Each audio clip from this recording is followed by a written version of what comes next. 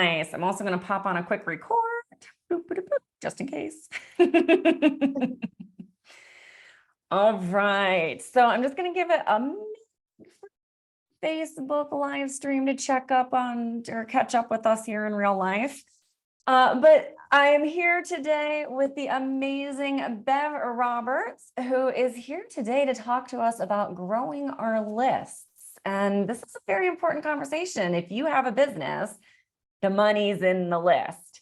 It is just, I don't know, write it on a Post-it note and stick it on your computer. The money's in the list. You really need a list. And it's not just about making sales to people on your list. It's about promotional partners and being able to say, you know, I have a list that's X amount of people on it, and people will be very excited to partner with you if you have a bigger list, and you can be more choosy, and you can make money through affiliate sales. So you might have a launch and then you might want to just chill and relax for a little bit. So you promote some other people. Your email list is an asset in your business. And I forget if it was Carnegie that said this, but it was one of those big old railroad tycoon guys who said, you can take my land, you can take my property, but leave me my list and I will rebuild my empire. So that's amazing. That's the truth. It is. It's so true. So Bev, thank you for being here today. Oh, it's such a delight. Thanks so much for the opportunity. Oh, I'm stoked. I can't wait because I'm always looking for, new interesting ways of building the list. So first of all, chat with us a little bit. Why is it so important for us to not just build the list in the first place, but to also focus on that continuous growth? So you've alluded to some of the things. One of the things that I observe is that people spend a lot of effort focusing on getting social media followers, which is lovely.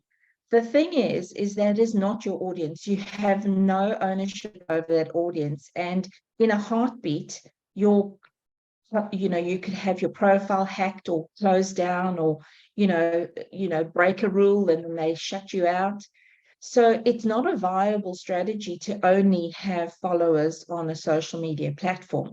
So those people who say, oh, I've got like 20,000 people following me. Well, that means nothing if you've got none of them on your community list, because if you also have them on your list, it means that they've already set an intention that they want to hear from you. And that is gold, because, we can see people passing by in our feed, which is interesting, but you then have an audience of people who want what you have to offer, whether it's they're ready to buy or not. They've heard something, for example, like about your business, Stasha, and they go, I like what she's got to say. I like what she stands for. I can learn from her. So I'm going to share my email address, because it is a sort of sense of trusting somebody with your email list, right? When you give them your email address. The other thing is that what we know without a doubt is that if you are offering perhaps a program, or perhaps you're offering a one-on-one package, the likelihood of people on your list buying is much higher than people on social media. So they've made that decision to be interested in what you have, and then you can actually nurture that relationship by regularly sending out newsletters. And when you make an offer from time to time, they can opt in or opt out, but at least they're the first to know about it. They didn't say, Stasha, I never heard that you were opening, period school again, that kind of thing, because they missed it on their social media feed, but they get it straight to their mailbox. And that really, for them, it's kind of a way to keep connected with you. It feels more intimate than on social media. And also for some people, the topics that they cover, people don't comment on their posts on social media or like, for fear of being outed, I guess, about the thing that they're concerned about. So whether it's maybe, mental health, whether it's still, if they still feel periods is taboo, that would make, so having people on your list serves multiple purposes. But I think the biggest thing is that as your list grows, you will see your business grow, because those people are more likely to buy your offers. And also they then spread the word. Once they start saying, oh, I hear this from Stasha in her newsletter, you need to hear what she's got to say. And they start actually becoming advocates for your business because they're on your list. Absolutely. That point about social media is really great too, because remember when then Facebook and Instagram went down for like a full day? I knew one friend who was in launch and was like, oh my God, what's going to happen? Like, this is where I was doing all of my marketing for the launch. And I was like, well, just email your list. Oh, you don't really have much of a list. Okay, well then, no, you are kind of screwed. Yeah, sorry. So you And just the never know. inverse, yeah, and that exactly happened to me last year, because I was in the middle of a launch, got hacked on a Saturday night. They disconnected my ads manager from my account. They siphoned off $1,000 out of my ads account. Facebook does not understand how it happened, but they did. And I've never regained access to that ads manager account. But luckily, I have a list. So I could continue sending, content and thing in the launch period to that. Was the launch effective? Probably not as effective as using both, because I'm not saying don't use social media. It's an and, have social media and have a mailing list. Yeah.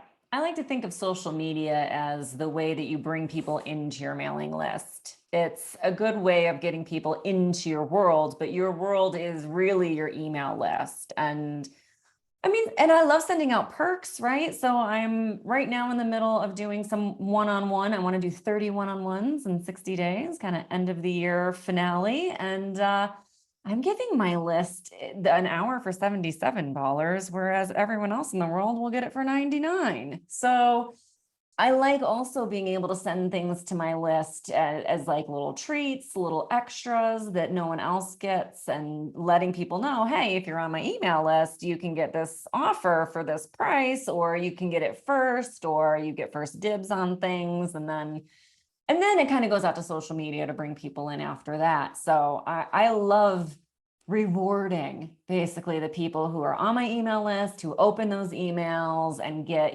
a little gold every week, a little free content every week, but also they often get first dibs on things. They often get little discounts on things. And I like to think of it as just a way of rewarding that really lovely community.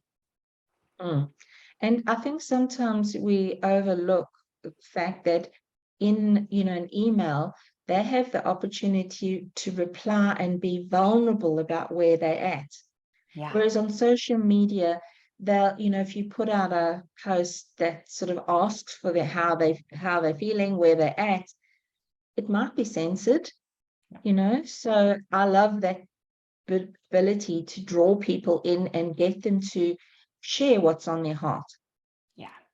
Yeah, I love it. I almost always ask a question on my newsletter, The Stash, each week. And I love the responses that I get. And I often will ask the same question on social media at some point in that week. And sometimes I get some comments on it, sometimes not so much, but I almost always get email replies back. And I love hearing from people and getting to know them and the community. So And absolutely.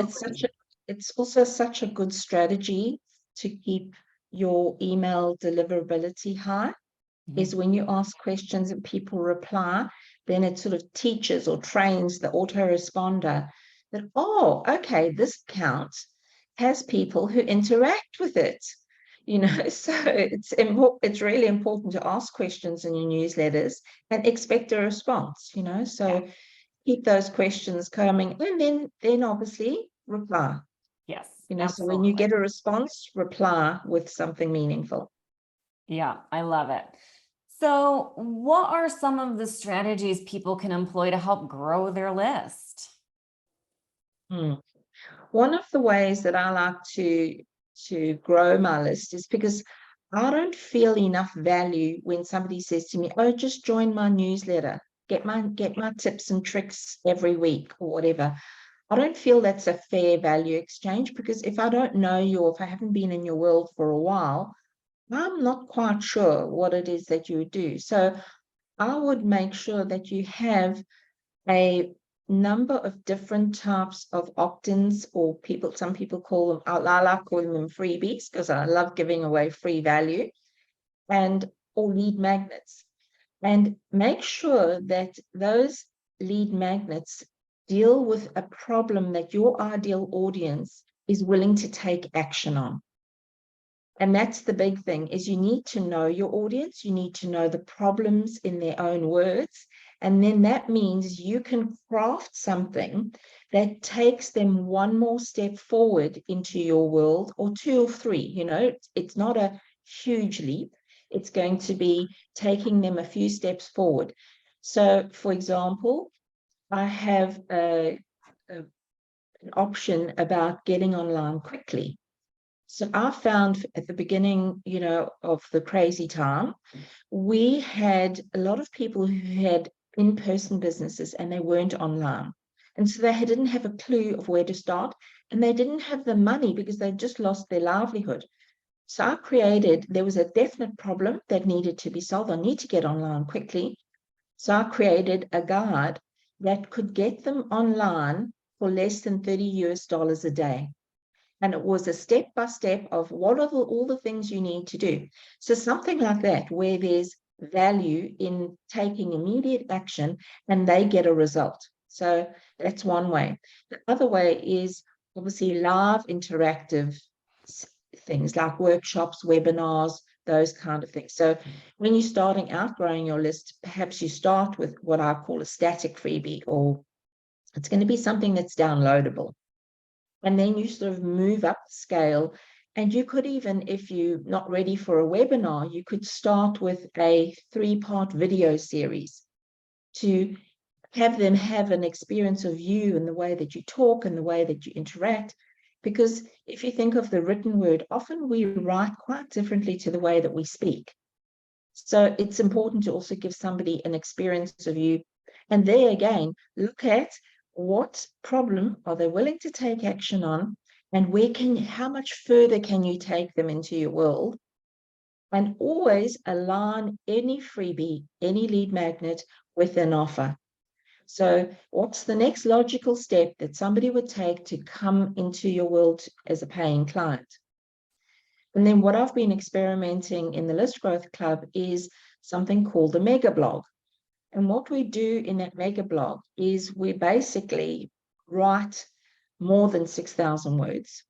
It's almost like a mini novella. Okay. But the reason for that is you take them either through a process, an approach, a shift in awareness. So a lot of the people in the club are energetic healers. Others are more, so perhaps in branding or whatever. So each person has got a different business style. But what we found is when you write this beautiful, big, free piece of content and send lots of traffic to it, you also give them an offer to download this as a PDF. So you can get them onto your list. So you create lots of goodwill because you're giving it ungated, but then to get the PDF, because it's like pages and pages, and they won't have the opportunity to get that, you give them the opportunity to download.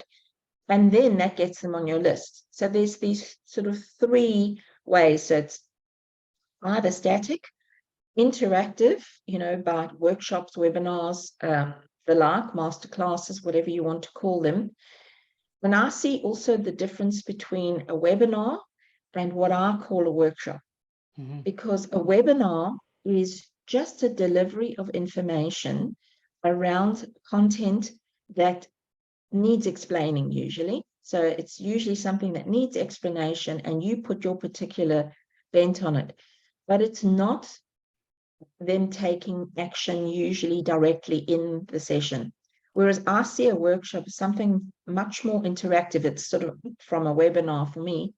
where they actually are having a workbook that you've pre-prepared, and they've downloaded the workbook, and you even can bring people on camera if they want to come on camera, or you can just use the chat box if you're not confident to toggle and switch around with the technology.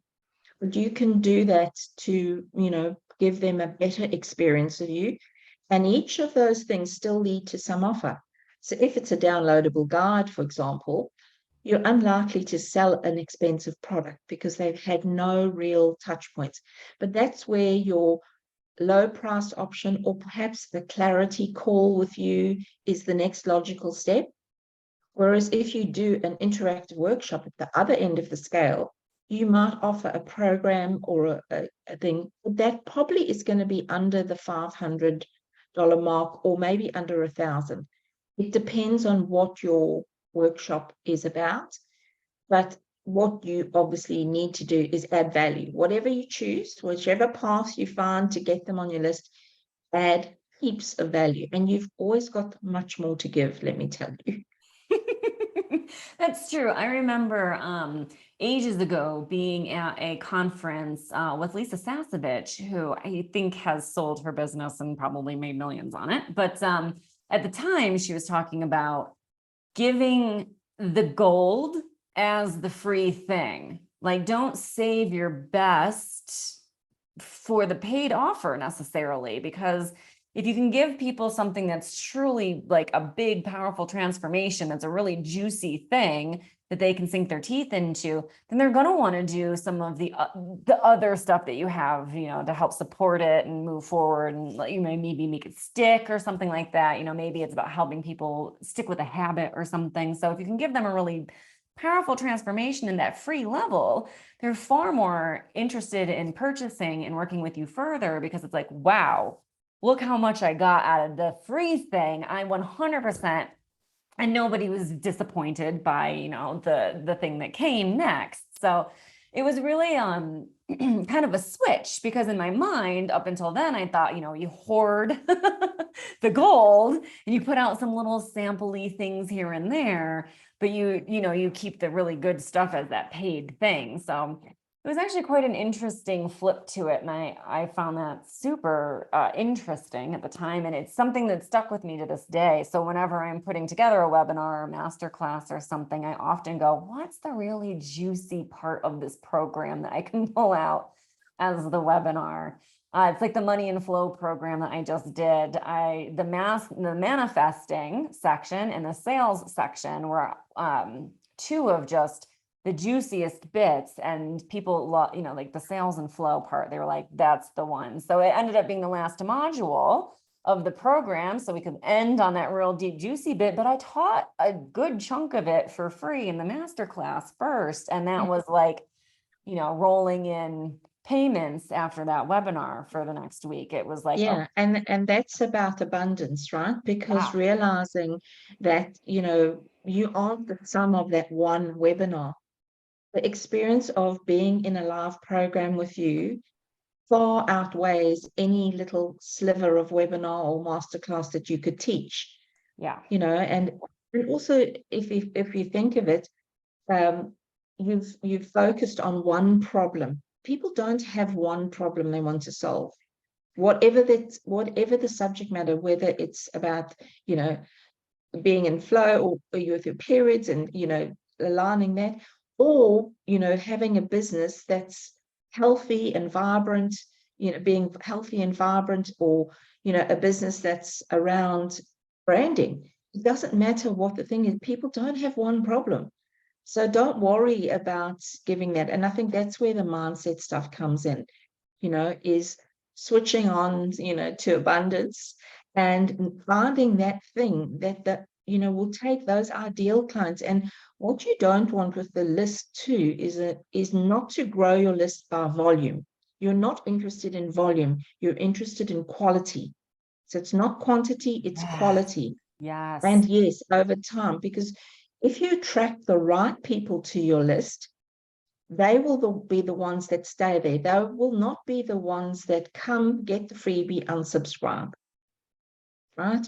So what you want to do is actually, right from the beginning, and this is what we do in this growth club, is look at who is that ideal thing? What is the problems they're facing? What's the resistance that they've got to change?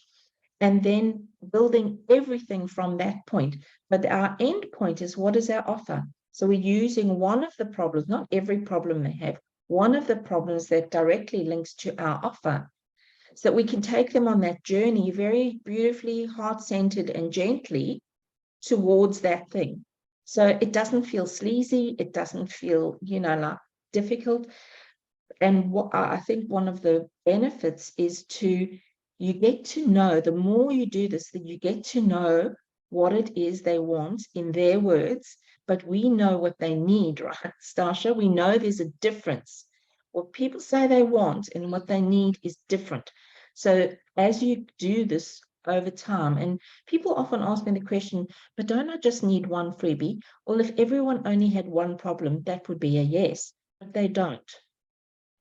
Yeah, So you that see those, stage, yeah, you see those like big launches. So I worked for a multi-million-dollar business coach in the US for several years as I was growing my own business. And he did million-dollar launches, and he had 3 free gifts. So he had 3 basically free list building opt-ins, and there was a webinar after each one. So, I mean, this is a major launch, but his mind map. So he had a mind map as one of those opt-ins.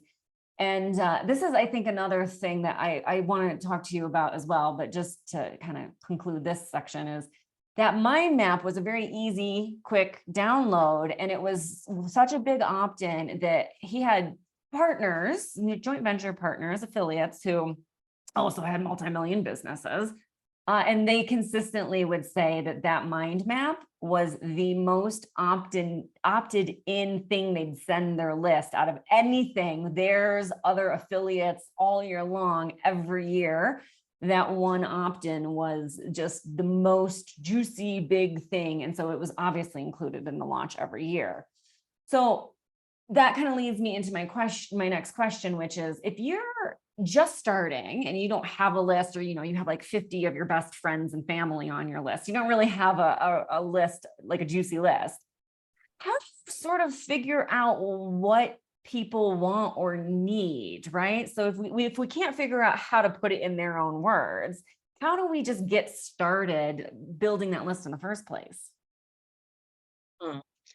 It always begins with researching your niche. You need to know, all of us as creators have amazing ideas, right? And we think we'll build it and they will come. That doesn't work anymore. What we need to do is do the research, and some ideas to doing the research. So on social media, if you have your own platform, like a business page or an Instagram professional page, you can actually start to ask questions and see how people start to respond.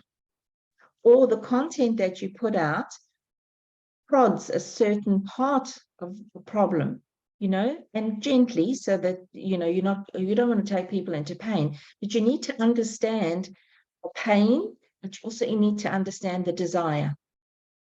And what I do use some Facebook groups for is I search for some of my keywords and see what people's conversations are and how they're phrasing that.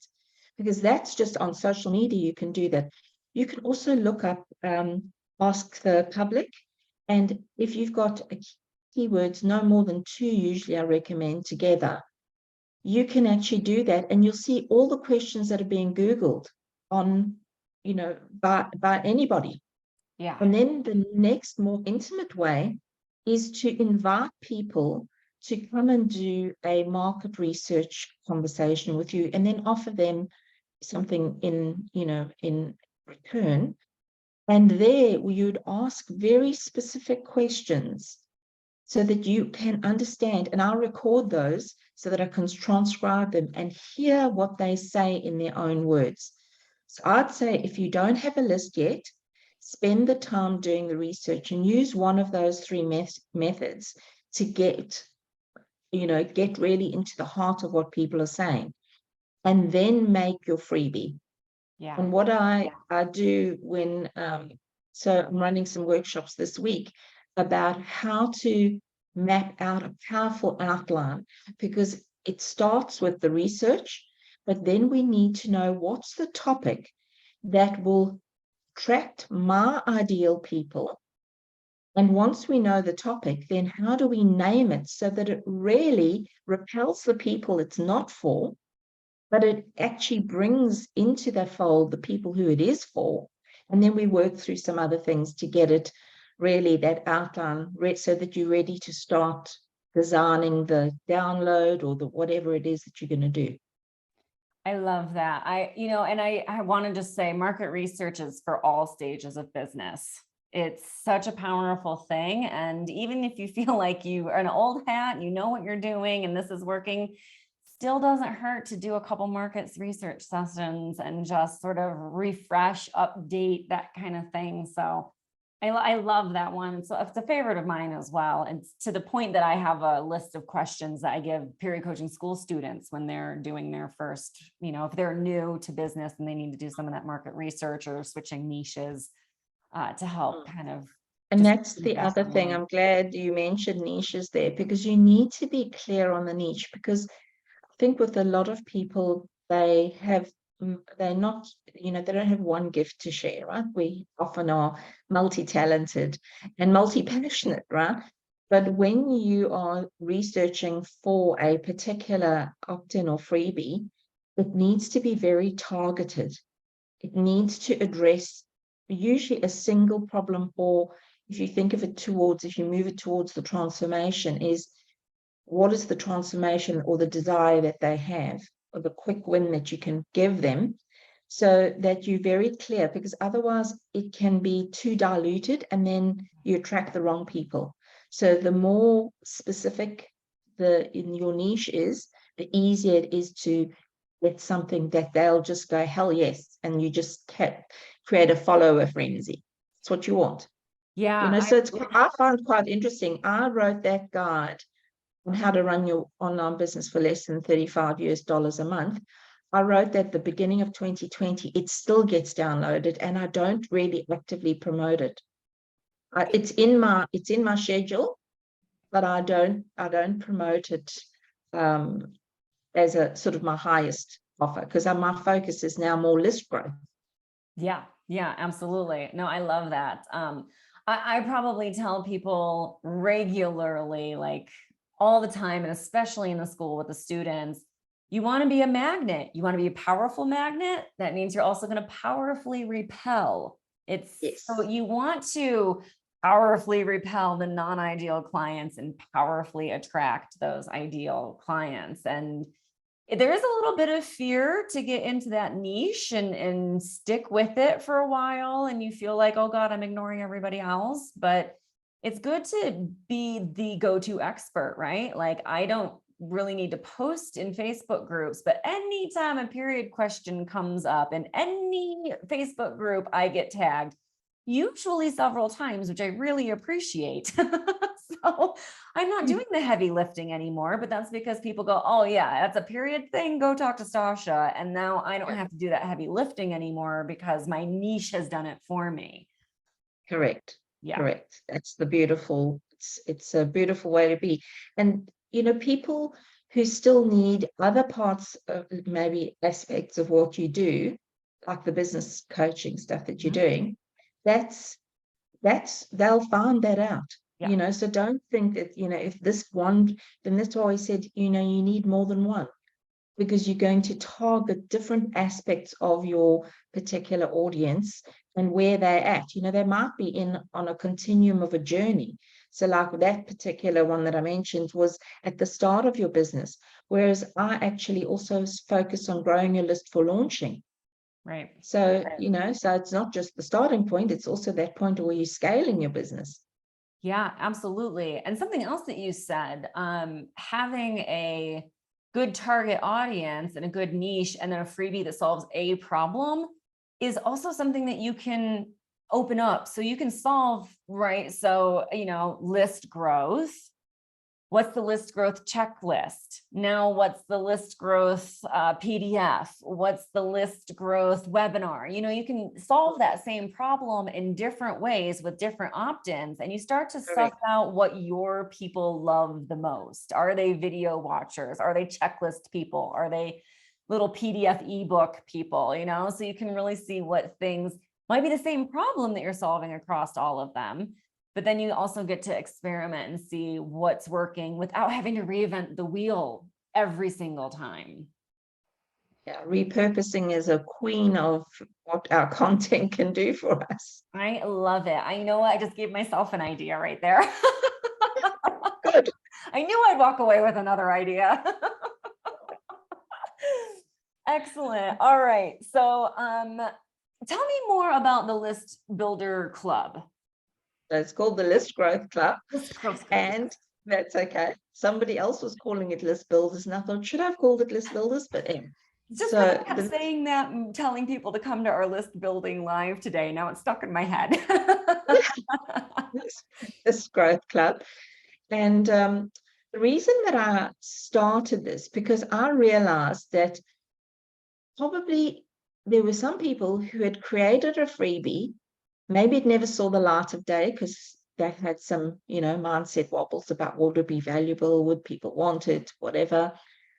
Or they were in that thing was, I have promoted it once and it's now just in the back of the thing, and they say my list not growing. Well, yeah, okay.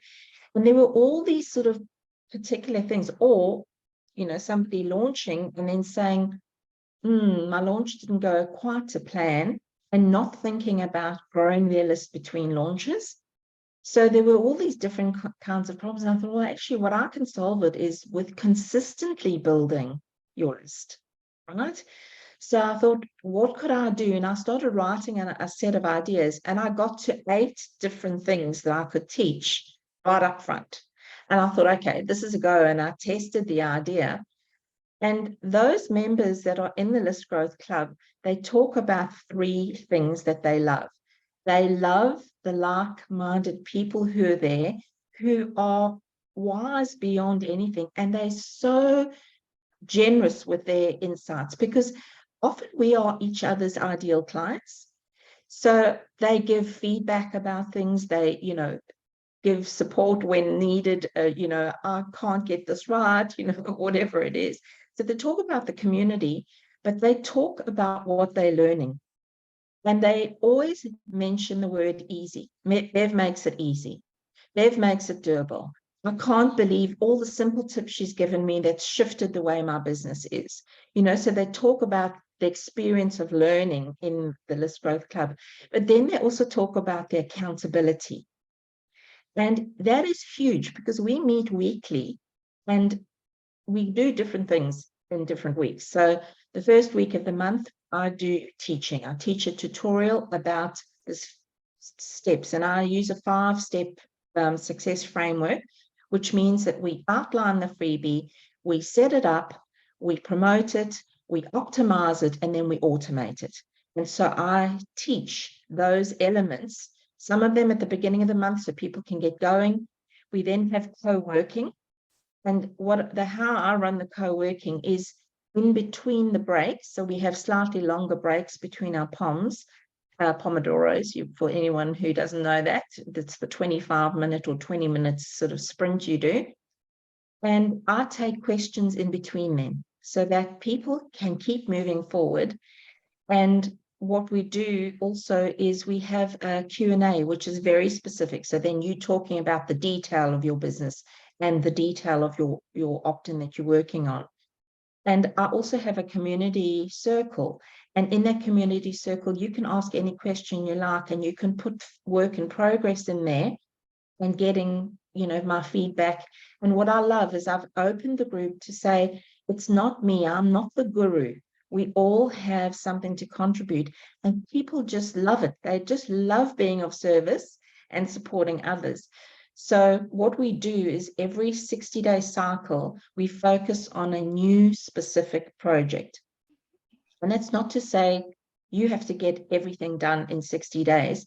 It's so that those who come every week, and are like the action takers, that's there for them.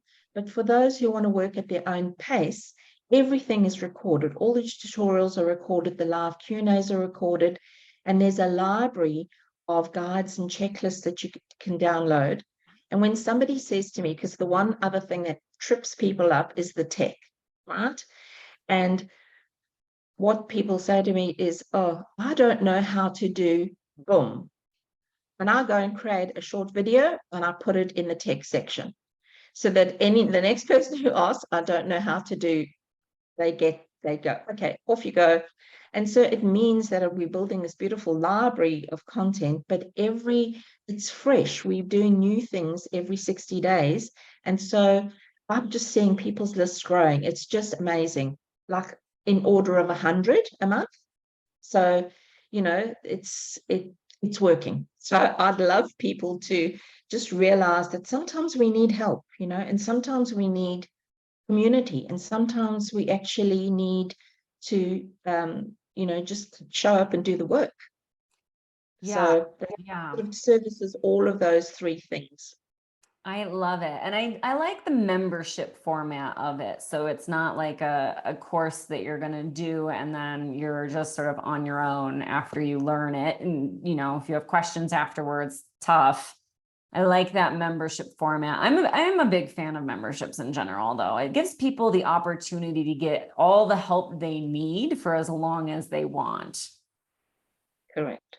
Yeah. And what I've also noticed is, some people who are, for example, outside of the time zone where it works best, is I've got some people who I've connected together to create a pod of working. They do co-working together, so that they can make sure that they're keeping up. And then they use the community group more. So it doesn't mean because you've got members, in other time zones. So although I'm targeting members in the time zone where the time frame, because we meet every Wednesday, 9:30 a.m. Which is good for So the US. I mean, that's a good US time zone. a So very good US, Canadian, Australian, New Zealand time frame. yeah. Yeah. Mhm. Absolutely. I love that. Awesome. So the link is in the description, hopefully, so that you can check out that membership of Bev's, which I think is just super fascinating. Yeah, it really getting into that list growth is huge. And I love some of the gems that you've dropped here. And like I said, I've got a new idea now for another one, a nice little static, easy one too, which is always nice to have. So excellent. Thank you so much. Is there anything else that you would like to share with our viewers, students, on this subject, a little gem or something they might not know? For those people who are thinking, well, it's going to take more of my time to, create these opt-ins and freebies, the wonderful thing is that when you spend the effort to build your list, your business grows along with it. So it's a return on investment, Yeah. right? It's a direct, you can actually draw a line between the amount of time and effort you've spent to put this together, between the growth in your list and then the growth in your business. So I'd say don't waste any more time. Wherever you're at, whether you're right at the start of your business or you're at the stage where you're scaling to launch a program, keep growing your list because your business grows with it. Yeah, it's certainly something that you should never be neglecting. The more you can continue that list growth, the better. And yeah, being on the inside of some of these really big lists, it has been interesting to see how, when they decide to pivot or shift and they're not doing that list growth anymore, watching those kind of numbers plummet. So even when you have 6-7 figure lists, you still have to be cultivating that relationship, and it's where that money is. So it's really, if I could stress one thing to people in their business, it would be keep that list relationship at the top of your to-do list. It is a relationship, and you need to treat it with that, honor and respect and attention. that you would want your, husband, wife, partner to be putting into your relationship. So it really makes that huge difference in spending that bit of time. Doesn't have to be a ton, but a little bit of time each week where you're really, focusing on that list growth. I was talking to somebody just today and I was like, if you don't do anything else this week at all, and you just chill out and relax, but every day you tell people about your freebie, just every day, tell people about Yes, your freebie, I will be thrilled with your week. yes, exactly. That you got it in one. It's it's the continuity of making sure, because not everybody sees every post and No. not everybody reads every email. So you need to be mindfully and consciously sharing Yep. that information, because somebody out there needs your wisdom. Somebody out there is waiting to hear what you've got to say. Yeah, that's exactly it. There's so many people out here, and especially in our worlds where people are doing work that's desperately needed.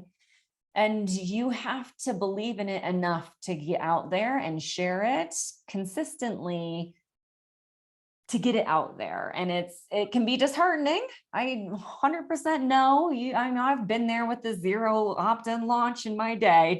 We've all had the flop or two or three, depending on how long you've been doing this, and flops don't.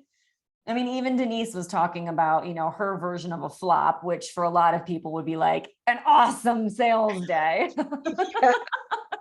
But again, it just goes to show that it doesn't matter how much you're making, everyone still has their flops, and but that can't stop you, right? So you have to continue that just belief in what you're doing and what you're putting out there in the world enough to continuously share and promote and put that freebie out there, and eventually, and try new ones and see what happens and experiment. I have a whiteboard over here that actually one of the lines says the rest is just data. So that when something doesn't go right, or when something doesn't go exactly how I want it to go, I can kind of look at that and go, right, that's data. That's not a judgment on me or my business or whatever. It's data. So I really appreciate this conversation and bringing all your juicy brilliance to my community. Thank you. Oh, thanks so much. It's just been a joy. Oh, all right. If anybody is watching and you have questions, please let us know. Reach out to Bev on Facebook, or actually tell us where to find you, Bev. You can find me on Facebook at Bev Roberts, and on Instagram. So if you just search for Bev Roberts Mentor, it comes up on whichever social media. And then my website's bevroberts.com. Perfect. Excellent. So if you have any questions, if anything sparks your interest, reach out to Bev and ask. Feel free. I know she will answer. She's lovely. And go join List Builders or List Growth Club. Excuse me, I did it again. But go jump into the List Growth Club. It is such a key thing to your business health and sustainability, and to have this kind of support makes a huge difference. So if you're out there trying to list build on your own and you're feeling like you're floundering a bit, go get some life support, some wings, and swim with some help. Yes, beautiful. Love that analogy. Oh, thank you so much. Thanks so much, Thank Stasha. everyone to watching, and we'll talk to you all soon. Bye for now.